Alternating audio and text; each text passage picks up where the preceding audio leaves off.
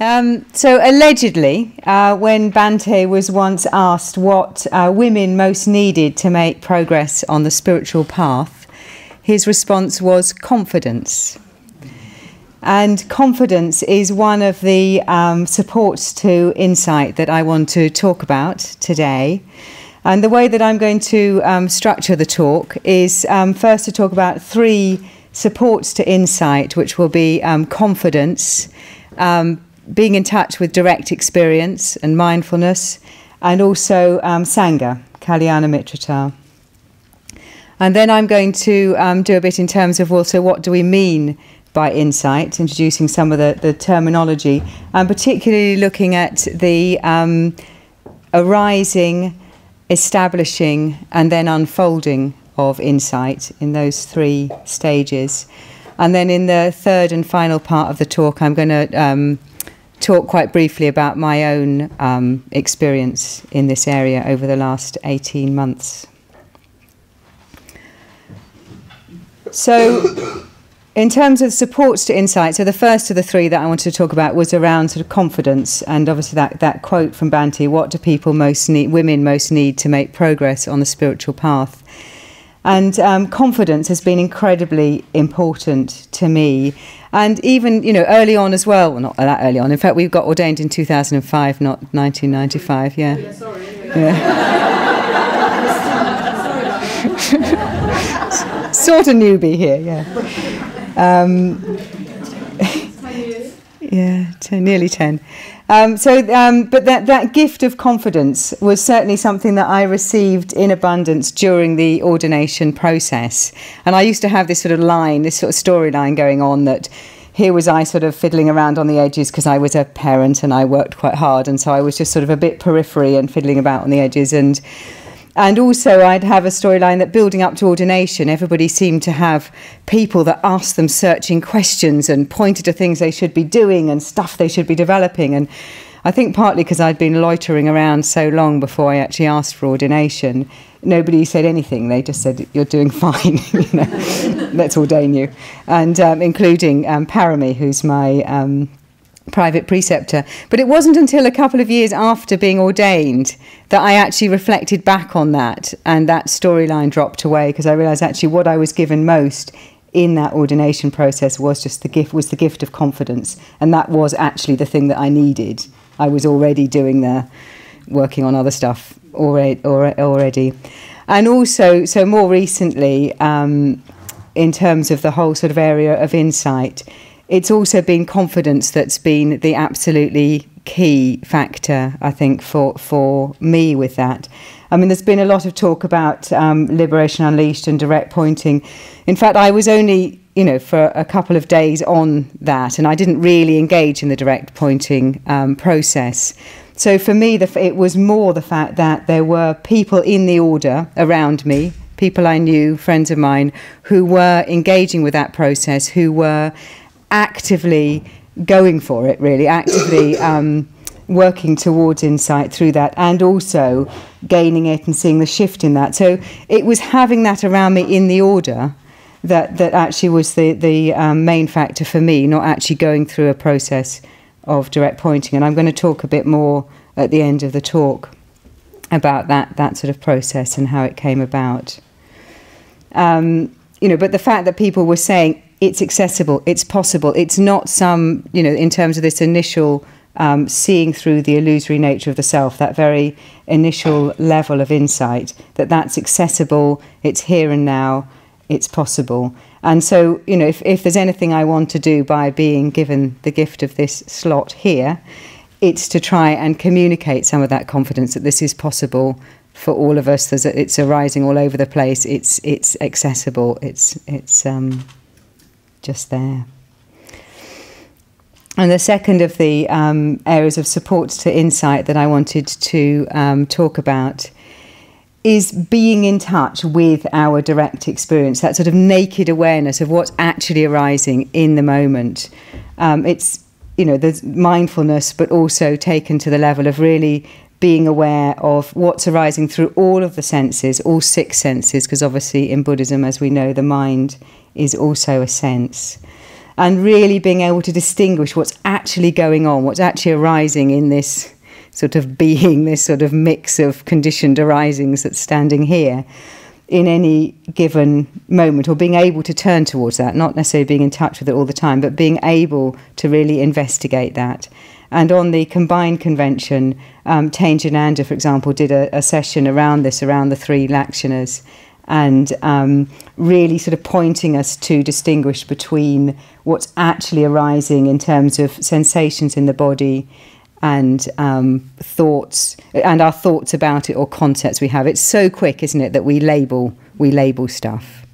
You know, so I could label anxiety now, you know, and then I could look at what the direct experiences are, and there's a slight sort of movement in the kneecaps, you know, slight sweating going on, you know, and, you know, experience here. And then there'll be thoughts arising that relate to that, you know, this sense of, you know, sometimes you can envisage a stick, and the Vedana feelings and thoughts are on 2 ends of the stick, and they very much feed each other. So slight tightness here, thought of why did I agree to do this, you know, there'll be, you know, all of those things sort of feed into each other. And that awareness of sort of just naked experience, what's actually arising, is a completely essential, really, foundation, particularly for then looking in our experience at what's actually going on and investigating that. And in terms of looking for, well, where does the sense of self abide? Is it here? Is it here? So is it there? You know, and to keep looking, that's much more possible when we have that sense of naked awareness of everything that's going on. And the direct pointing might be things like, for example, sit, you know, feel contact with where you are, relax a bit, and then sounds arise, and really being able to then investigate, well, is there a hearer and a sound, or is there just sound? And if there is a sense of a hearer, where does that abide? You know, really searching for it, really looking for it, and all of that becomes much more possible when we're able to really identify what it is in our direct experience that's actually arising. And I mean, I'm sure that everybody here, you know, will be able to do that. We've been practicing for decades, you know, most of us, and well, probably all of us. And you know, that's something that we do a lot. It's just really coming underneath that thing of where concept comes in, where thought comes in, identifies it, labels it. And so the third of the 3 supports to insight that I wanted to talk about is Sangha, Kalyana Mitrata, other people, the order. Because that has been so important to me, partly in terms of, as I said, the confidence, but also that level of communication that is possible, you know, especially as we're opening up discussion of this whole area. So having other people around who are you know, who have that initial experience of insight and are further down the path, and being able to resonate with their experience and really see that it's possible that there are people around, and also really being able to talk about it in depth. Yeah, I mean, I think when I talked to Parami last year, and she was saying, you know, more insight in the order has got to be a good thing, and certainly that's been very much my experience, that there's people, lots of people to talk to, and I feel really, really grateful for that. And actually one of the things that seems to be happening at the moment is that there is a sort of almost like this new wave of order members who are having this initial insight experience of seeing through the illusory nature of self, of anatta. And then there's a connecting with people who've had that experience many, many years ago, or quite recently in other ways, through the system of practice, through practice. And there's a sort of connecting up and sort of almost like a rectification of terms that then needs to happen. Because for people like me who've come through this process, although I didn't actually really do it through direct pointing, you know, I've been very much part of that wave, and that's what sparked it off for me. And so there's a particular terminology, you know, there's been quite a lot of depth engagement. I think Akashati was talking about it as well yesterday, where because of the nature of it, and somebody saying, okay, so where does the self abide? Where can you see it? What's happening? Is there a hearer and a heard? All of that. So there's quite a lot of fluency in terms of talking, because people are posing questions, looking at it in direct experience, responding to the questions, it gives quite a lot of fluency of language. And then that's now connecting up with people for whom insight has arisen, many, many years ago, but perhaps in a context where there wasn't much talk of it. And so there's not been... but it's been that. I think that's a really exciting thing about what's happening at the moment within the order, and certainly I'm really enjoying that. So those are the three supports for insight that I wanted to sort of lay out, and I'll come back to all of those: the confidence, the being in touch with our direct experience, and other people, Sangha, the order. So now I wanted to go off in a bit in terms of talking about those three aspects of insight in terms of initial arising, establishment, and then unfolding of insight. And talking about it in terms of anatta. So it's a very particular thing. It's seeing that the sense of self that we may have been walking about with for a very long time is just an illusion. There is actually nothing there except... It is simply an illusion. So that's the bit that we're talking about. And Akashti was also saying yesterday that there's the sense of maybe there's a whole package that comes into force when that is seen through in terms of ethics and positivity and integration. And that's not the case. One of the sort of images that I have is in terms of work. We've created a tool called the Outcome Star, which is similar to a life coaching wheel, where there's different spokes and people can map their progress on their journey in different aspects of their life. And although there's an interconnection, there's a connection between those and different areas affect each other, this seeing through the illusion of self is a spoke, and there will be others that are around ethics and integration and positivity. So that's what I'm talking about. I mean, my own experience is that those things are affected and more stuff drops away and the experience is completely different. But I'm talking about that specific thing. And one of the things that I was also... so I think, and that sort of initial insight can arise in lots of different ways. And in fact, I've been here for 24 hours only, but I know that there's been talks earlier in the week about different methods, different ways that can be approached. But one of the things I wanted to talk about, which I checked out with, was talking to Vasantra about last week, because I've been meeting up with him every so often, is also what seems to happen is that there is that sort of seeing, direct seeing or arising, but then what can happen is that it's sort of that we're looking through one particular lens at that. And actually for the establishment of it, for it to become really established and to really be a game changer and a paradigm shift and to really affect everything else in our lives from that moment, there may be a need to really establish it. And that's again where that thing of having somebody who's guiding, who's engaging in that dialogue can really help, because it's like, okay, I've seen that. And then they might be asking questions from different angles. For example, you can have quite a clear sense of that the self is an illusion, that there's just nothing there, and yet there might be lurking views about how decisions are made or how choices are made, so choices seem to happen. How come that happens then? So there can be a bit more questioning, engagement, pointing, really looking at how that actually happens in practice. And also there can be things happen at different stages, so you might have that sense of, wow, oh right, really, you mean there really isn't anything there.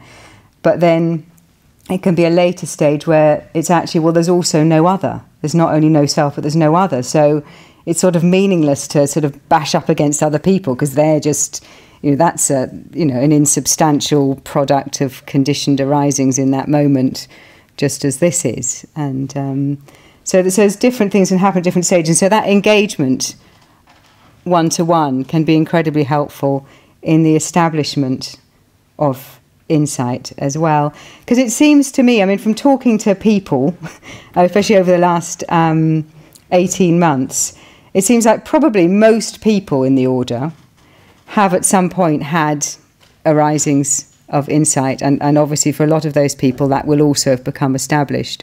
And for other people, if it's not been recognised or met or seen in context or really explored, then it can become obscured over time. And then it's, to all intents and purposes, it is lost, because it's stuff's arisen and it's become obscured.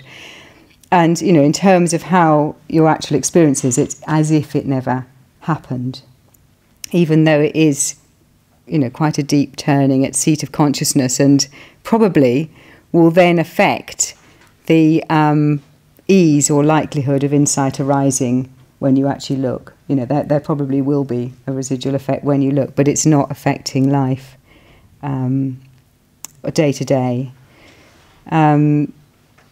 Yeah. So I think that's really, really interesting in terms of arising and establishing of it. But also, even once arisen and established, that's a very, very entry-level, early stage. And there's a very, very long way to go.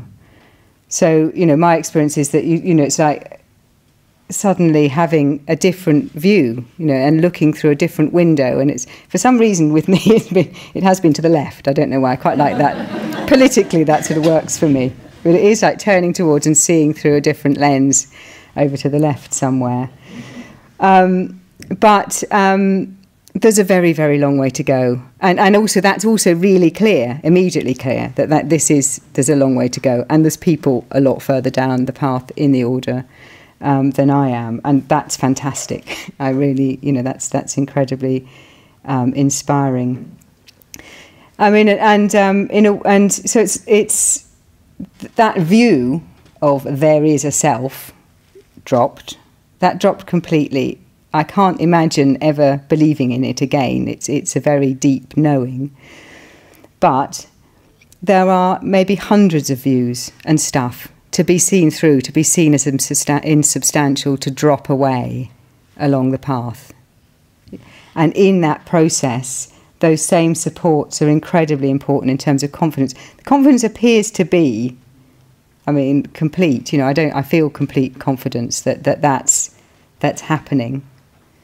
And there is something about allowing that, relaxing into it, having the confidence in it, and also being able to sort of turn towards where things get stuck and look into them in direct experience and see what's there, see what the view is, so that it can then be seen through.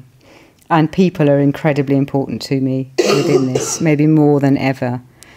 I'm very lucky to have, we've now sort of formed last year a virtual chapter with 3 other women, and that's what we do every Monday afternoon, is look at, you know, what's arising in this sense, and also meeting up from time to time with Vasantra, and then there's other people, obviously Vajrachedika, Tejananda, people writing about it, and I'm finding that absolutely essential. And it is a real sort of connection between people who are, you know, when you're exploring this, and that really works. I think Bhante was once saying that you should be able to be in a chapter with anyone, and that never made sense to me before, because I was sort of like, well, why would you? And now that really does feel like the case, you know, in terms of this engagement, this exploration. That's what's really important. That's where all the energy is, and for anyone that's exploring that, there's an immediate resonance or connection.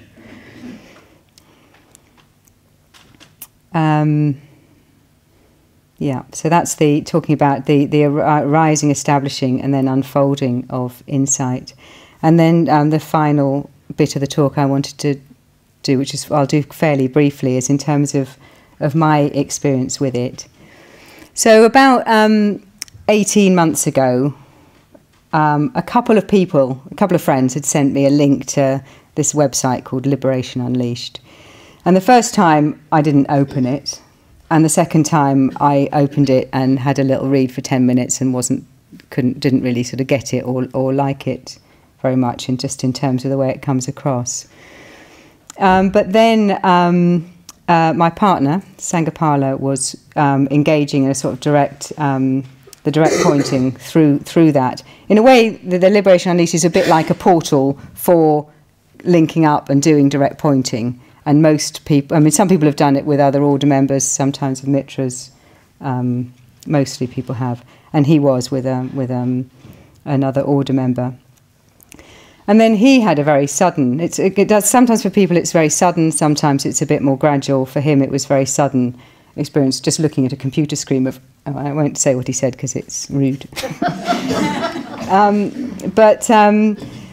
And, you know, he rang up and said something incomprehensible, which was confusing to me. But then came for the weekend and was just so clearly different. It was, you know, something had dropped. You know, there was a new sort of confidence. I mean, he's a confident human being, but this was a confidence on a different level. And also what he brought with him that weekend was a confidence and an encouragement for me to do it too. You know, like, go on, you can do it, you can get it, you know, it won't take long.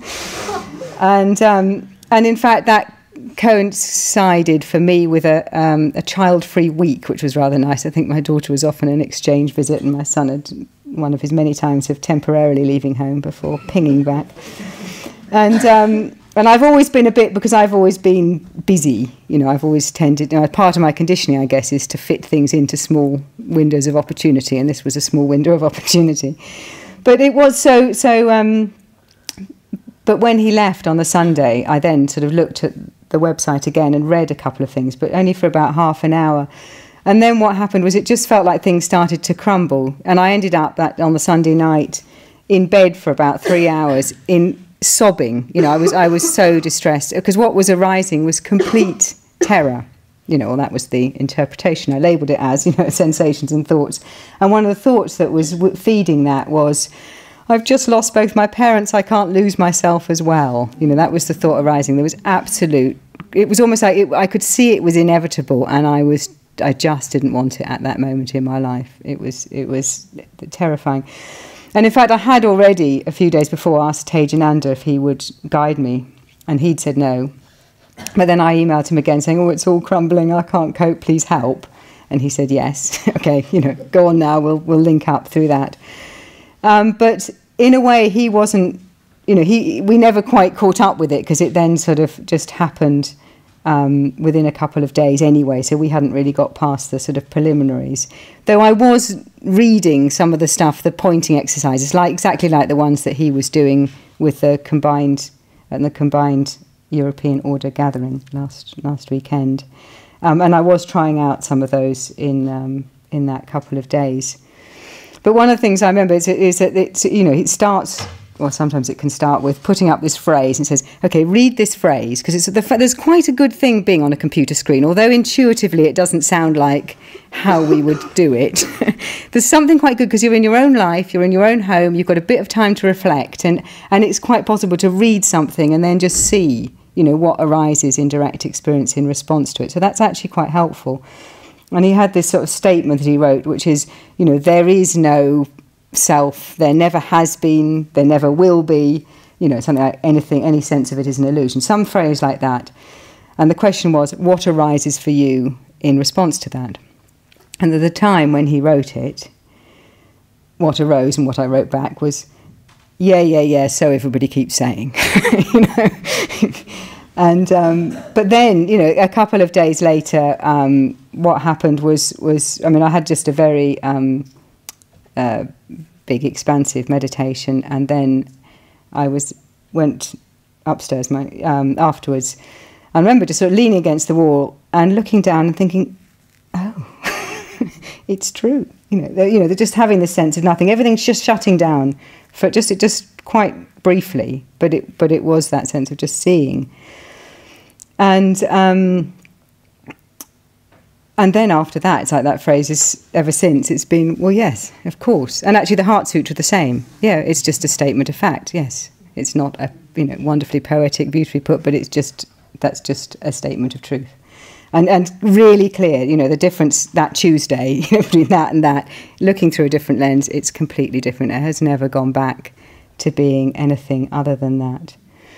But but also, I mean, sometime later it came to me that actually I'd had an almost identical experience at Triratna within the ordination process, probably about, I don't know, 10, 12 years ago, where I'd gone on a mythic context retreat, And I didn't want to do mythic context because it wasn't real and I didn't like it, but it was part of the ordination process. You had to do it, so I did it.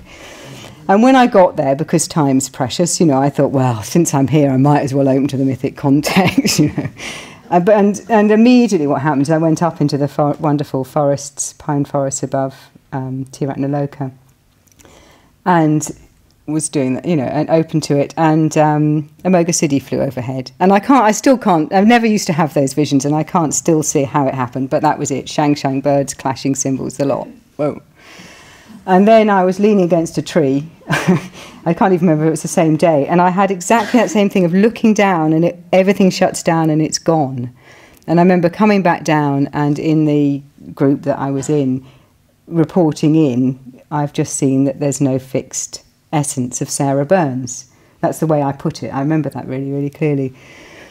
But it was, we were just reporting in at that time. So the response was, oh yeah, very nice, dear. And then we'll get on to... So and as a result, it wasn't given any import. I couldn't put it in context. I didn't know what had just happened.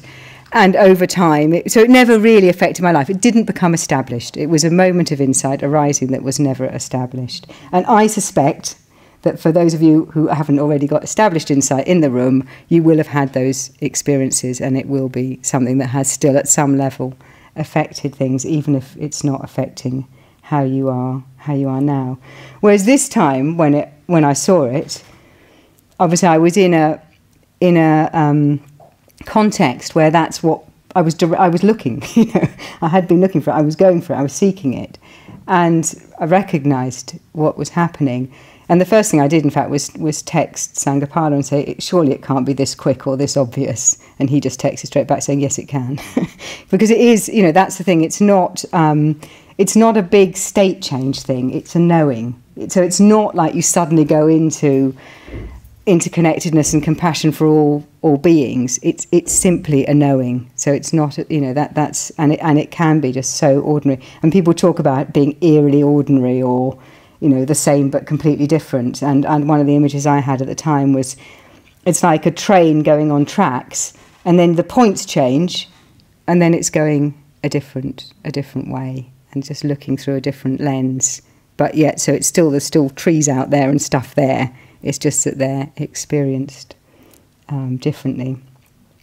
So a lot of things are incredibly, incredibly clear, and all those things that people say about it's like that which was the wrong way up has now been righted. All of that just makes complete sense. That's what it is.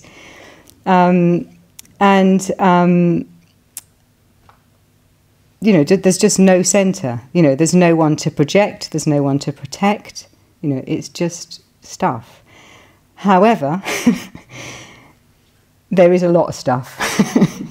And in Viveka's talk on the combined convention, she used this term klesha rama. And also when I was, again, another thing I was checking out with Vasantra, it's almost like because you're not putting energy into holding this self together, it's almost like stuff can arise. It can show itself more, because it's not like, oh, but I'm not the sort of person that does that. I'm a nice person. But all of that lid's taken off. So it can be really, really messy. And for people who have a tendency to depression or to nihilism, that is also a real, that can arise big time. It's like, so because there is a thing of, so what's the point then? I'm not polishing this self, I'm not improving myself, what am I, what is the point? What's the point of being alive? There's those thoughts arise as well. So if you've got a tendency to hook onto those, and that's a conditioned tendency, that is likely to happen. I mean, for me, it's been relatively okay compared to some people alongside me, but though at the moment I've sort of hit something which I'm struggling with, which I'll come on to. But there's been, so a lot of it did feel initially particularly very liberating. At the moment, it just feels more ordinary. I'm more used to it. So in that sense, it's just more ordinary. But also, there's been particular moments. So, for example, talking about this thing of there's a lot to see through. There's a lot of views to see through. And I remember after a few months, for example, I had this whole thing of arising of what's it called, sort of indignation, righteous indignation. And it was all about something particular happening. But this huge wave of it over several days.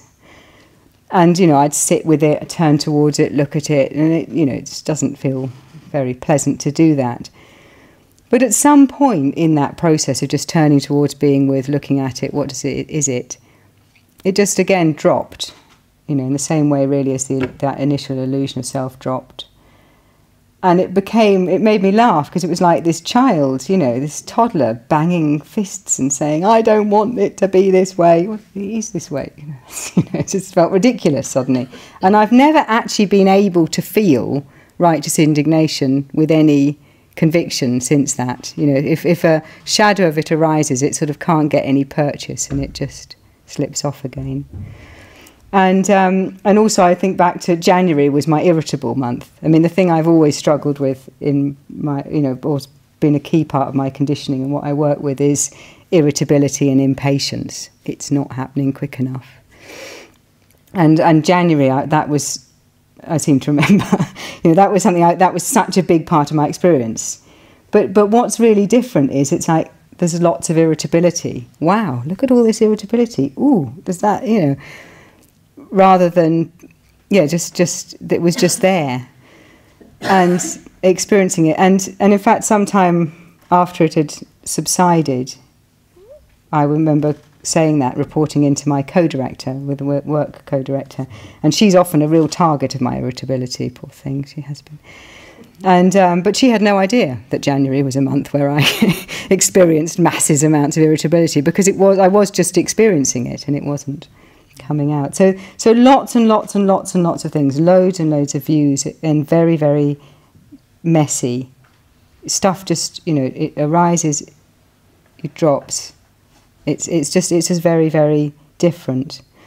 I mean, just finally at the moment, I think I've what happened is it feels like I've sort of hit a bit of a wall. So I'm sort of more lost. In fact, Karunagita is one of the people in my insight chapter, and one of the terms that she uses a lot is density. Sometimes you can just hit stuff and it feels quite sticky and it gets quite stuck. And at the moment I'm more in that. So it's and because it feels like there's two things going on, and one is that I have an expectation, because I've had this line of, I signed up for 20 years of hands-on parenting. It ends on Friday. Friday passed. Life should feel easier. It doesn't, you know. It coincided with, you know, dry rot at home and my work co-director going on sabbatical. So it doesn't, you know, but partly so there's been expectation there that life's going to feel more spacious now, yeah, and happening now. So there's partly that's happened, and also I was just wanting space. I've had this recurring image for weeks of, or you know, I want to go free diving. For those who don't know what it is, it's like you take a breath and you just sink into the depths of the ocean, and it's all silent and it's all spacious. Yeah, I do scuba diving. I've never done that, and that's what I want to do. You know, and just because to have that sense of space, and that's not the that's it. I think there is that sense of actually, I think at this point that unfolding needs some space, you know, to happen. And again, talking to Vasantra about it last week, and he was saying, well, it's like every time there's a choice between do something and do nothing, do nothing. Every moment, whether it's a breath or half a day, to have some silence and space, take it, just to give that process some space. And just to, but like everything, you know, all I can do with what's arising now is just that sort of radical acceptance. Allow it to be there, turn towards it, explore what it is. You know, there'll be views. Well, there are views in there. You know, some of the views that it should be easier than this now is a view. It's just a view. Turn towards that, see through that, allow that to drop. So I have a confidence that it will move on, and I have a lot of support, which I'm very, very grateful for. Yeah, and I just think this is a really, really interesting and exciting time in relation to insight, because, you know, there are, you know, I'm one of over 100 order members, you know, in the last 18 months or so, with this experience that I've just described. and as I say, meeting other people who've had that experience in other ways over the years. So it's really opening up discussion around insight. So I'm very grateful, Parami, for the opportunity to do whatever I can to help bring that discussion to the fore and to in any way help convey confidence in this path to anybody here and beyond. So thank you. Thank you.